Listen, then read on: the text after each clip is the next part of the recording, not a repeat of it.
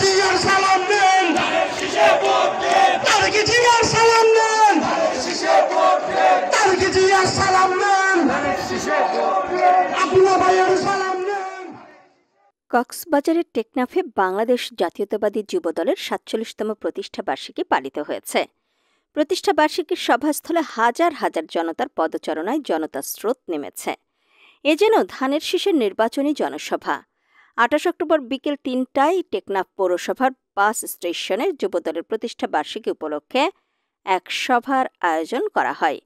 এতে প্রধান অতিথি হিসেবে উপস্থিত ছিলেন কক্সবাজার ৪ উখিয়া টেকনাফ সংসদীয় আসনের মনোনয়ন প্রত্যাশী জেলা বিএনপির অর্থ সম্পাদক মোহাম্মদ আবদুল্লাহ।